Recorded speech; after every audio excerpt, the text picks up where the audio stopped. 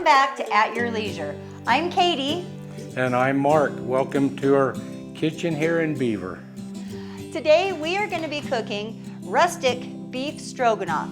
The reason it's rustic is because I like bigger, heartier chunks in this. Are you ready to get cooking, honey? Yes. All right, in our pan we want to start off with a little bit of oil. Heat that up so we can then start searing off our beef. Look at that beautiful beef, honey. Can you put that in the sink for me? Yes. Thanks. I love when he helps me clean up in the kitchen. It's my favorite part. All right, nice hot pan. It only take a couple minutes. You just want to sear it off really hot and fast, and then you take it out of the pan and set it on a plate. Also, at this point, you actually want to use the salt and pepper. Season your beef always. I can tell you like salt like I like cheese. That's probably true. Would you like me to grate a little cheese? I hate to break your heart, honey. This recipe has no cheese. Ooh, I'm gonna have to sneak some. Once your meat is just browned, you want to take it out of the pan and put it on a plate and just let it set. We will add it back at a later time. It smells so good already, doesn't it, honey? Delicious.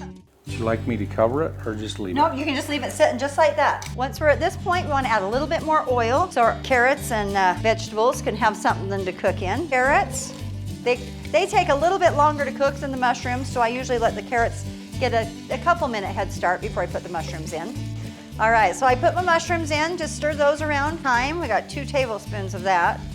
And you can use dried if you want, if that's all you've got, but really in this dish, it's worth it just to try and use some fresh thyme. Do you have thyme, honey?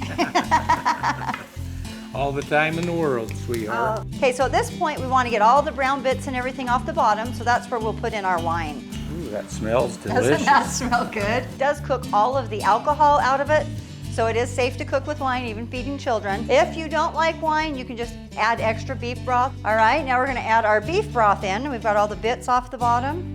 Let this cook for just a couple more minutes and then we'll add the beef back in. Now, when you put the meat back in, if there's any juices on that plate, you really want to make sure and get all those back in there too, because that's flavor. Doesn't that look yummy? Delicious. Now we can add a few other things. The beef paste, our Dijon mustard, our sour cream, and then I also add heavy cream. I think it gives it a silkier texture. And then you want to mix it all up, let it come to a boil before we add our slurry, which is cold beef broth with a little bit of cornstarch in it. You know what? I wish I would have met you a lot sooner. As wonderful a cook as you are, sweetheart. Thank you. Just so you know, I wish we would have met a lot sooner too. Are you ready to eat? Oh, I was born ready.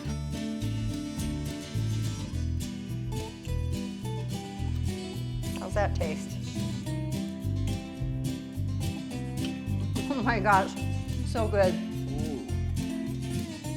This is absolutely delicious. I sure hope you guys try it. And if you do, don't be afraid to go on At Your Leisure's YouTube channel and comment so we know if you tried it, we know if you liked it, and if you ever have any questions. And I can't believe how good it is without any cheese. I know. Miracles happen, don't they, honey? Perfect. Thank you, and we'll be right back with more At Your Leisure.